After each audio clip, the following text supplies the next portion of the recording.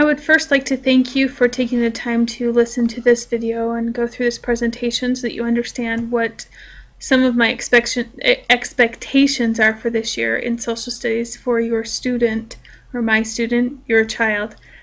Basically what I've planned to do this year is to do what's called a flipped classroom, and I'm calling it a semi-flipped classroom because it's not going to be all the time. It's going to be once or twice, maybe 4 times during a unit. But what that means is that we're just going to flip the way that things are done. So this presentation shows you how that works and why that works and the advantages of that. And so here we go. So first of all, when you talk about a class, typically a lot of things are done in class that are lower order thinking because they need to be reviews or explanations of background, and this stuff is easy to sit and listen to, and a lot of times we do it in the classroom because we have all of the kids in one place at one time to be able to give that information to them. And then we say go home and use that information and apply that knowledge. So they're practicing discussion, inquiry, evaluation, and synthesis is typically homework that they do at home. Well, when you do it that way, a lot of times this direct instruction, lower order thinking, is fine. They can do it on their own, but we do it in class, and then at home we ask them to do things that they're unable to do or can't remember or whatever the case may be. So what a flipped model is taking those and redirecting them. So at home, students will do direct instruction. They will learn the content quickly. They will get background information. It's stuff that they can sit and listen to and fill in the blanks easily as they follow along. Those are great things, awesome, great way to spend your time at home. So when you come to class, when they come to class, we will be able to practice, have discussions, do inquiry, evaluation, and synthesize the information, which is higher order thinking. And that is the goal that I would like to have in my classroom this year, is to do more higher order thinking. This provides opportunities for them to experience that application. If they're struggling with it, they're not alone. They have a lot of help. So here are advantages with that. Basically, class time is differentiated. Everybody's kind of at a different level. Those who really understand it can teach it, which helps them to understand it even more. They can apply it and practice with it with a few things or with a lot of things, depending on what the case may be. But they're not held back because someone else is lower than them, and they're not struggling because they don't understand it. We spend less time on concepts students readily grasp and more time on more difficult higher order application skills. So for an example, there's motives for colonization, and those motives are pretty quick to understand and know. Students can basically pick those up, but we have to talk about those for us to understand the 13 colonies of the United States and why they actually developed. But giving them the lecture beforehand during class would allow only 20 minutes at the end to actually work with those concepts. But here it allows us to have the entire class period to work with those concepts. So there's more time available for struggling students from teachers and from the peer, which is awesome. They're able to discuss and work with each other even more.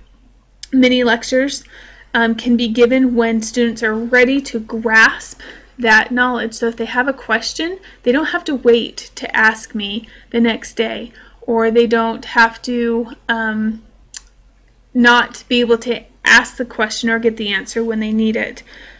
And then also students who don't understand have to wait around and can do advanced work, or students who understand don't have to wait around. So if they are done with a concept and they really understand it, I can give them higher level things to look at as we progress through the concepts and the lessons. And it frees up time for inquiry. So like I said before, instead of doing lecture based, we can do a lot more hands-on. Let's look at these artifacts, let's talk about things and discuss an inquiry and collaborate with each other on it. Students will be doing. This is what it will look like. Students will watch lectures and videos just like you're doing right now in smaller time segments. My videos will be between 7 and 10 minutes typically, maybe 20 minutes at the longest. And allows them to focus more when they do this. They can rewind and rewatch and reteach themselves as they go through it, and so they can go at their own pace, which is important. If you're taking notes and you don't get it from the teacher, you can rewind it and watch it again. And also, when students are absent, they can catch the lecture that they missed, so that they are not so far behind, so that they can catch up before they even come to class. So if you're homesick and there's a flipped video, they can watch it and be ready for class the next day. Parents can also watch the video to help students study, so you don't have to read and know everything. You can watch along or at your own pace to help them to study and to understand things. So with the new homework, there will always be homework to do, so don't ever think that there is no homework to do at home. But what it will look like is this. Students will be watching videos from my website. They'll be taking notes, and those notes will be checked or filling out graphic organizers or something as they work through them. They'll be writing down questions to ask in class, and they'll complete assignments that were given in class. That's what homework will look like.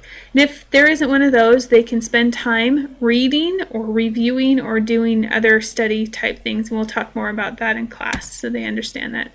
So basically what this does, it allows me to go from the teacher to the mentor, and it frees up my time to check in with every student every day, which allows me to understand where they are personally.